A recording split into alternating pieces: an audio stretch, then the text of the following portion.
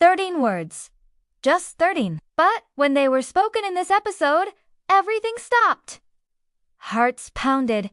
Eyes widened. Even in a world as dark and broken as Gilead, those words cut through like lightning. In Season 6, Episode 7 of The Handmaid's Tale, we don't just witness another chapter, we watch a fire ignite. A fire that could burn the whole system down. Let's break down exactly how this episode begins, and how the stage is set for one of the most powerful moments in the series.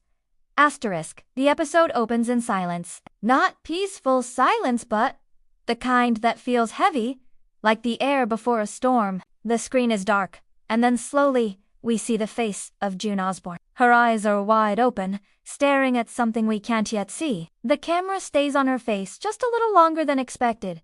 It's not fear, it's something deeper focus. Determination. Rage held tightly, just below the surface. Asterisk, the title of the episode fades in. Words are weapons, and that's exactly what this episode is about.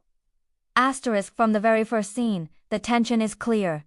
Gilead is on edge. Whispers of rebellion are growing louder, and the people in charge are starting to feel it. The episode doesn't waste time with filler. It throws us straight into the conflict. Asterisk, June walks through a ruined city street. It's not Toronto, and it's not It's a border town once neutral, now claimed and contested by both sides. We hear a voiceover. June's thoughts. She speaks softly, but with purpose. They thought we'd stay quiet. They thought fear would be enough. Her words echo against images of broken windows, red handmade robes scattered on the ground, and the remains of old resistance signs. Asterisk, this isn't just a random place. It's a memory. A graveyard. June is here because something important happened in this very spot, and we're about to find out what. Asterisk next. The camera cuts to a high-level meeting in Gilead. Commander Lawrence is speaking, but, unlike previous episodes, he seems ... tired. The weight of maintaining order, pretending that Gilead is stable, it's clearly wearing on him. Aunt Lydia is present too, her expression unreadable. There's a new general introduced, a cold and calculated man who believes Gilead should strike harder against any sign of rebellion. He calls for total control and immediate punishment. Asterisk, Lawrence, in contrast, suggests something different. What if we listened instead? He says.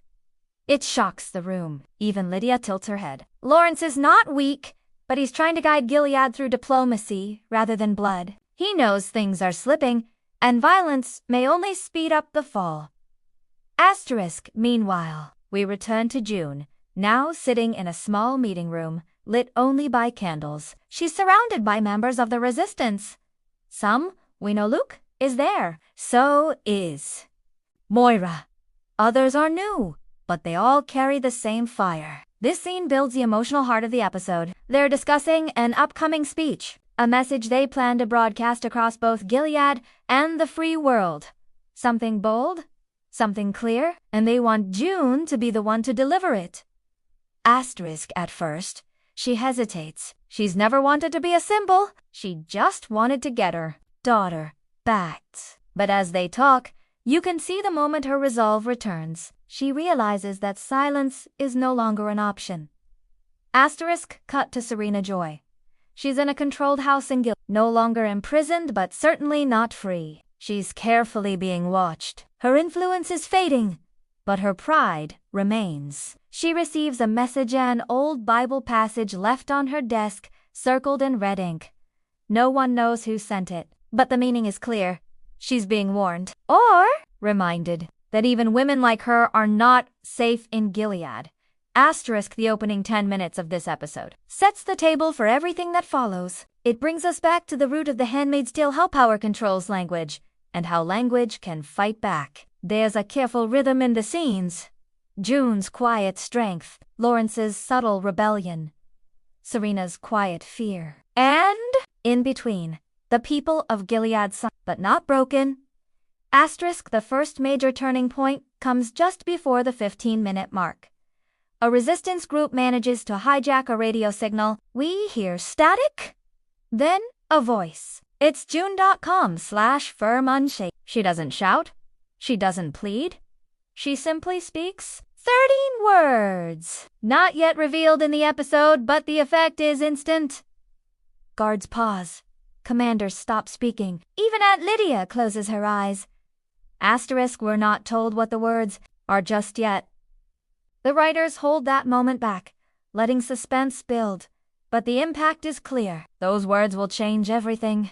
Asterisk, as the episode pushes forward, the balance begins to shift. The opening sets a slow burn one that promises to explode. The mood is thick with tension. Every expression, every look, feels like it could trigger something huge. You can feel the ground beneath Gilead starting to crack. Asterisk, by the time the first act ends, we know one thing for sure. This is not just another episode. This is the moment the game changes.